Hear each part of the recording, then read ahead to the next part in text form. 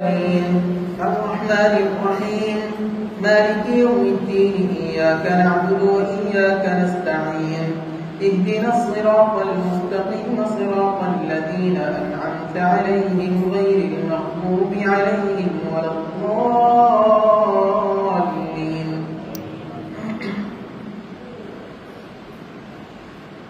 يوم ندعو كل أناس بإمامهم فمن أوتي كتابه بيمينه فأولئك يقرؤون كتابهم ولا يظلمون فتيلا. ومن كان في هذه أعمى فهو في الآخرة أعمى وأضل سبيلا.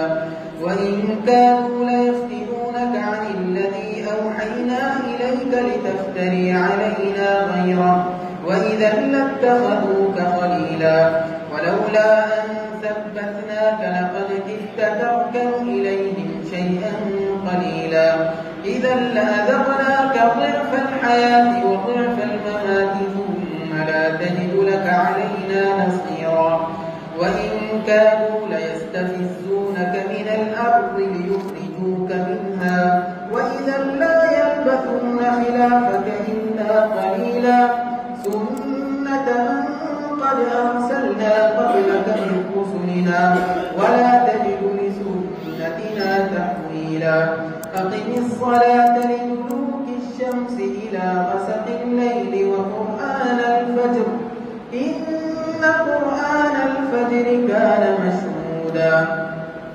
ومن الليل فتهجد به نافلة لك عسى أن يبعثك ربك مقاما محمودا. وقل رب أدخلني مدخل صدق وأخرجني مخرج صدق واجعل لي من لدنك سلطانا نصيرا. وقل جاء الحق وزهق الباطل إن الباطل كان زهوقا. وننزل من القرآن ما هو شفاء ورحمة للمؤمنين ولا يزيد الظالمين إلا خسارا. وإذا أنعمنا على الإنسان أعرض ونأى بجانبه وإذا مسه الشر كان يئوسا. قل كل يعمل على شاكلته فربكم أعلم بمن هو أهدى سبيلا. الله أكبر.